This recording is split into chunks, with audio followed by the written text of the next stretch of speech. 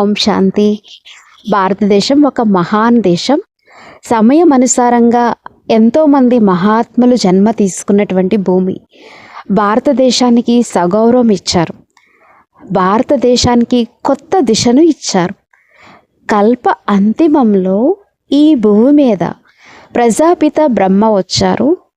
అతడి తనువులో స్వయం పరంపిత పరమాత్మ జ్ఞానసాగరుడు ప్రవేశించి అందరికీ సత్య జ్ఞానాన్ని ఇచ్చారు. మనము ప్రేమతో బ్రహ్మ బాబా అని అంటాము. బ్రహ్మ కంటే ముందు అతడి పేరు దాదా లేఖరాజ్. అతడు బొంబాయి, కలకత్తాలో చాలా పేరు ప్రసిద్ధమైనటువంటి వజ్రాల వ్యాపారస్తుడు. ఎప్పుడైతే పరమాత్మ అతడిలో ప్రవేశించారో పరమాత్మ యొక్క ఆజ్ఞ అనుసారంగా అతడికి సర్వస్వం సమర్పితం చేశారు. ఒక మహాన్ యజ్ఞాన్ని స్థాపించారు. 33 సంవత్సరాలు చాలా లోతైన తపస్సు చేశారు. బాబా వద్ద 400 మంది పెద్ద గ్రూప్ ఉండేది. అందులో చిన్న చిన్న కన్యలు, మాతలు, పురుషులు అందరూ ఉండేది. అందరితో తపస్సు చేయించారు. జనవరి 18, 1969లో తన సంపూర్ణ స్థితిని పొందారు. అతని ఉపస్థితి ఈ భూమికి వరదానం. ఆధ్యాత్మిక శిఖరం మీదకు చేరుకున్నారు.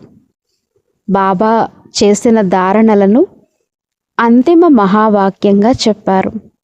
నిరాకారి స్థితిని పొందారు అనగా నిరంతరం యోగయుక్తంగా ఉండేది. ఆత్మిక స్వరూపంలో సంపూర్ణ స్థితిలో నిరంతరం ఉండేది.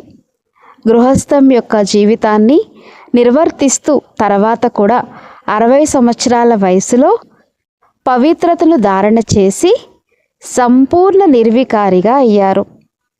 3వ ధారణ ప్రతి యోగి చేయవలసింది. నేను అనే అహంకారాన్ని సంపూర్ణంగా త్యాగం చేశారు. సంపూర్ణ నిరహంకారిగా అయ్యారు. మహాన్ తపస్సు యొక్క శక్తితో ఎంతోమంది ఆత్మలకు, లక్షలాది మంది ఆత్మలకు జీవితమును జీవించడం నేర్పించారు. వారి జీవితాన్ని సరళంగా చేశారు. ఒత్తిడి నుండి విడిపించారు. పవిత్రంగా ఉండడం వారికి ఎలాగో నేర్పించారు. సంబంధాల్లో మధురతను ఎలా అనుభవం చేసుకోవాలో ప్రాక్టికల్గా శిక్షణ ఇచ్చారు. ఇది హిస్టరీ హాల్. ఇక్కడే తన తనువులో నిరాకారుడు పరమాత్మ ప్రవేశించి తన మహావాక్యాలను ఉచ్చరించారు. ఇక్కడ వైబ్రేషన్స్ పూర్తిగా అలౌకికమైనవి. ఇక్కడ కూర్చుంటే మనసు సహజంగానే ఏకాగ్రం అయిపోతుంది.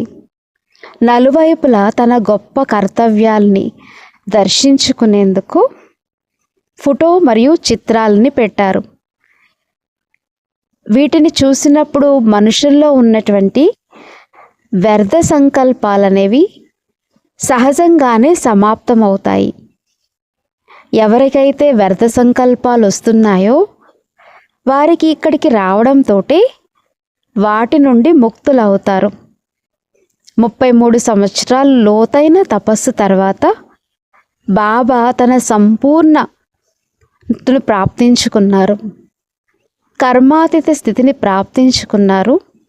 బ్రహ్మబాబా యొక్క అంతిమ సంస్కారాలని ఇక్కడే చేశారు. బ్రహ్మబాబాకి గుర్తుగా శాంతి స్తంభం తయారు చేశారు.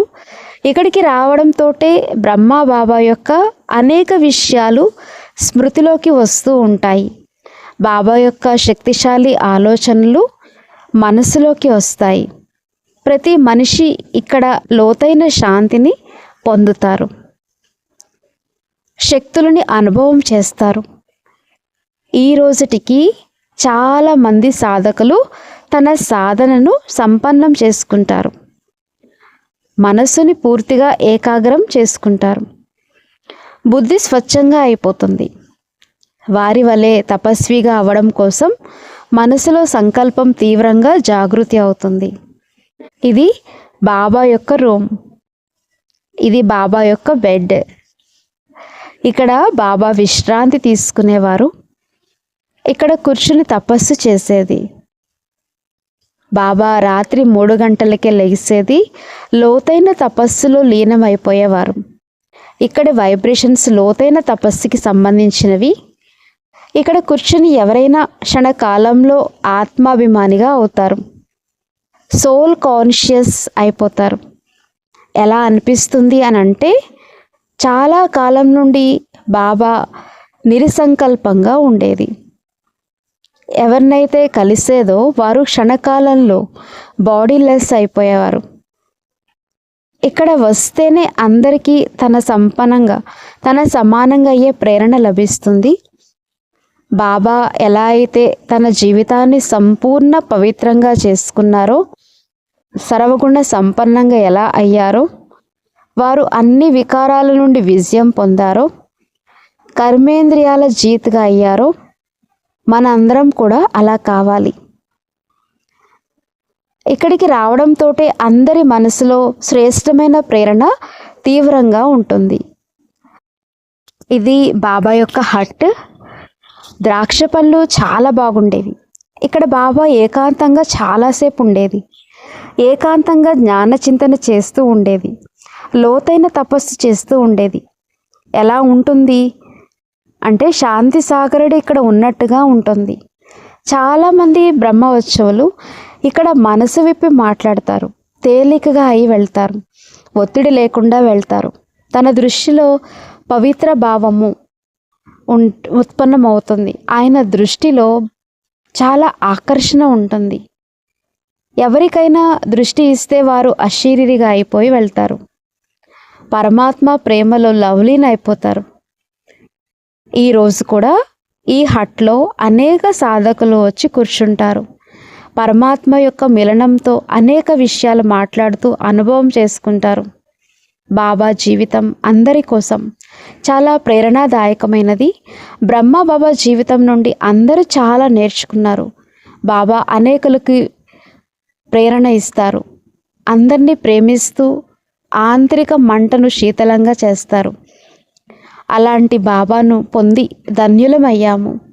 ఎవరైతే సమ్ముఖంగా పాలన పొందారో వారు భాగ్యవంతులు. వారి సమ్ముఖంలో మధుర మహావాక్యాలు విన్నారు.